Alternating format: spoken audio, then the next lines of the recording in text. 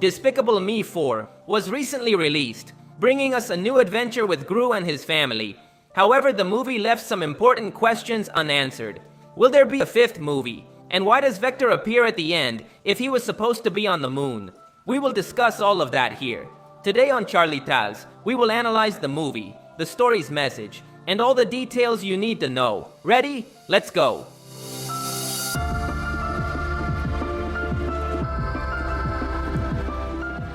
The movie tells us a new adventure of Gru.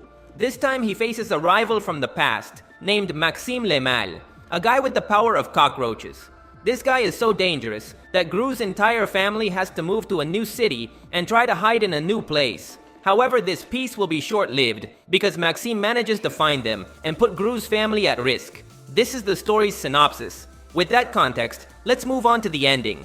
Maxime finally finds Gru's home and kidnaps the family baby, Gru Jr.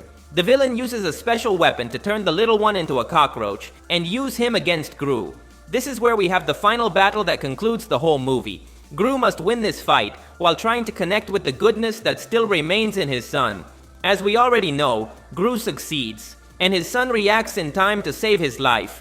Together they defeat the villain, and everything turns out well. But moving on to the analysis. The relationship between Gru and Gru Jr. is the foundation of the movie. The story begins with them being emotionally distant. In the first scene where we meet the baby, we notice that he looks at Gru with a bad expression and hates spending time with him. But why is this? Well, it's very common for babies to be more attached to their mothers, especially boys. But it could also be because Gru spends a lot of time working and hasn't shared much with his son. Remember that the movie starts with Gru working as an AVL agent, while Lucy stays home with the girls. She is the one who has connected more with Gru Jr. With this context, we understand why the baby is not so close to his father. He sees him as a stranger. This is Gru's development in this story.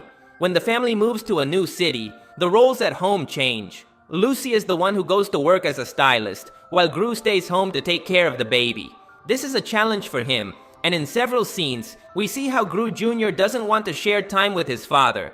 But all this changes as the events of the story unfold. Gru spends time with his son several times. For example, when they go together to steal the honey badger from their old school. The baby played a crucial role in this heist, and it's clear that he also has the genes of a villain. Without realizing it, Gru managed to connect with his son thanks to these adventures. But neither of them realizes it until the final battle, where Gru must save the little one from Maxime Le Mal's clutches. The little Gru has been turned into a cockroach and attacks his father. Everything seems to be going wrong, and Gru is about to die. But at the last moment, Gru talks to his son and tells him he loves him. With these words, he manages to connect with the little one, who finally saves his life. But this connection doesn't only come from Gru's words, but from the whole context of the movie, where we saw Gru taking care of and spending time with his son. Not even the baby knew he had connected so much with Gru. But in this final scene, they both discover it.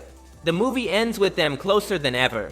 Gru always appreciated his family, but now he loves them even more because he almost lost his son. The movie's message is about family unity and learning to stay together, even if we don't get along. But now let's move on to the important question. Will there be a fifth Despicable Me movie? The reality is that there is no official answer from Illumination Studios yet. However, it is most likely that there will be. Why do I say this? Recently, Chris Renault, the co-director of the franchise, was asked why the characters in the series don't age. For example, why do the girls remain the same, even though years have passed between the movies? The executive responded that no one ages because they want to keep the characters' essence at the ages they already are. According to his words, the characters would be like those in The Simpsons, where everyone is frozen in time and no one grows up. And what does this have to do with the fifth movie? Well, it has to do with the fact that the executives are already telling us that the girls will never grow up. And if they say this, it's because they plan to use them in more movies in the future. Moreover, it's quite evident that there will be more movies since the Gru and Minions saga is the most profitable for Illumination Studios. That's why they've released movie after movie, prequel after prequel. But what could we see in a future movie of the saga? This question is more difficult. At this point, I'm speculating. I read many rumors on the internet, and one of them says that the original idea for this fourth movie was for all the villains from the previous movies to unite to face Gru. But that idea was ultimately discarded That's why we have cameos of the villains at the end in prison. This is a reference to that discarded idea. I don't know if this rumor is true, but from my perspective, it was a very good idea. If I had to make a fifth movie in the saga, I would create a story with the three main villains teaming up against Gru. I'm talking about El Macho, Vector, and Balthazar Brat. The idea of reusing villains is very common in cinema. It's similar to the Sinister Six against Spider-Man. To me, this would be a very logical way to create the next story, and why not close the saga on a high note? The fourth movie couldn't be the end of the saga. It's clear that in this story, they opted for a very simple plot and didn't take any risks. So the ideal would be to put everything on the line for a fifth movie against all the villains in the saga. Another possibility would be for Illumination to give us another Minions movie. This wouldn't be strange since these little ones are the studio's gold mine. In the fourth movie, they did everything possible to include them in the story, to the point of feeling forced. Let's be honest, the Mega Minions plot is totally unrelated to the main story. They have nothing to do with Gru, and only appear at the end when Gru has already defeated the villain. The movie could have worked without the Mega Minions plot. This makes it clear that Illumination definitely wants to use these characters. With this context, it seems logical to me that they would give us a spin-off of the Mega Minions, or at least short films telling their adventures. Now let's move on to the most important question.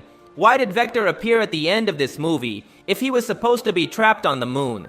Remember that Vector was the villain of the first movie, and his story ended with him trapped on the moon. He hasn't appeared in the movies since then. However, not long ago, Illumination released a short film focused solely on Vector. Not many people saw this short film, but it tells us about how Vector tried to escape from the moon, but his plans went so wrong that he ended up trapped on Mars, even further from Earth.